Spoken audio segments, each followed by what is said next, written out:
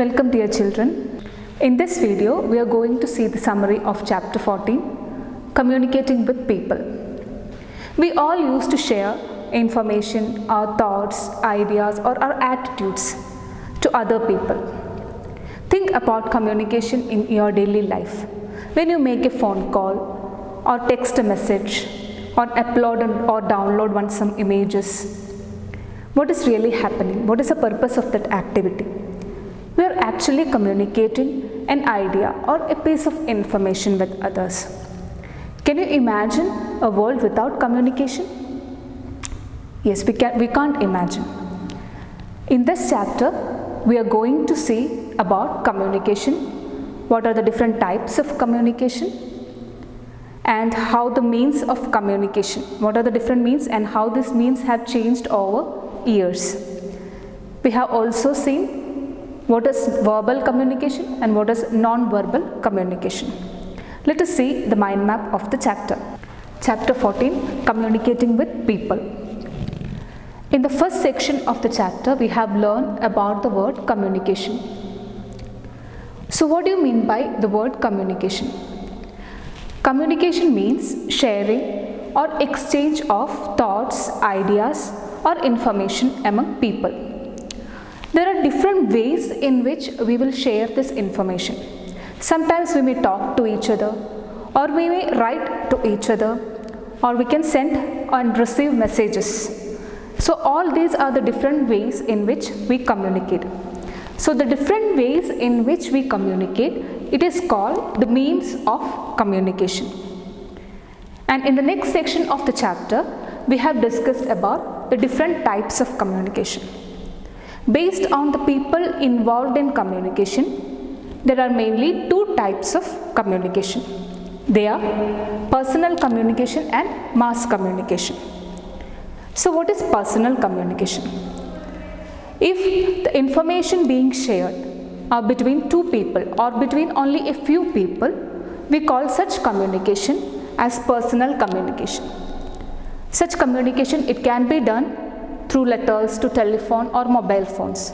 We used to write to our family, friends or relatives, or we may talk to people over telephones.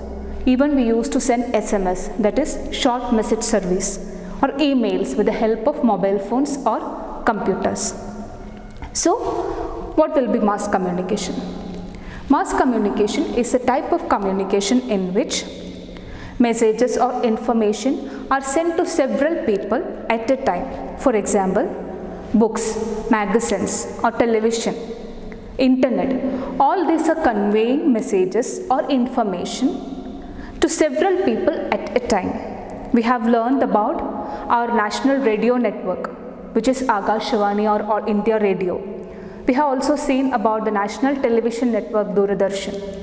All these are ways of mass communication. That means it will convey message or information to a large number of people at a time. Next, we have seen about the different means of communication and how these means of communication have changed over years. Have you ever thought how people communicated when there is no language? Yes, they communicated through drawings or some signs. Maybe it was carved on the walls of caves or written somewhere and it is interpreted. Later on these languages developed and people started communicating through these languages and the communication became much easier and faster. Also with the development of transport and technology made the communication faster and easier. Next, we are going to see how the means of communication have changed over years. Children, have you ever thought how people communicated with each other before these languages were invented? They used to communicate with the help of sign languages or with the help of drawings on the walls of caves, etc. Later on, languages developed and they started communicating with the help of these languages. Even they use messengers, communicate with people, each other. The invention of new technologies in the field of transport as well as in the technology it helped to make this communication faster and easier. Do you remember we learned about printing press during our interactive session? With the invention of printing press, it is possible to communicate to a large number of people through books, magazines, newspapers, etc. With the introduction of post offices and postal system, people started communicating with the help of letters. The invention of telephone and television has made the communication more faster and easier. With the help of radio and television, we can communicate to more number of people at a time. And the invention of internet and computers, it was a revolution in the field of communication. Through internet and computers, it is possible for us to communicate with large number of people at a time. And in the last session of the chapter, we have discussed about verbal and non-verbal communication. So what is verbal communication? Verbal communication is the communication by which when we speak to others, whereas non-verbal communication does not involve our speech. It may be through the gestures, facial expressions, or through pictures, etc. So children, that is the mind map of chapter 14, communicating with people, all about.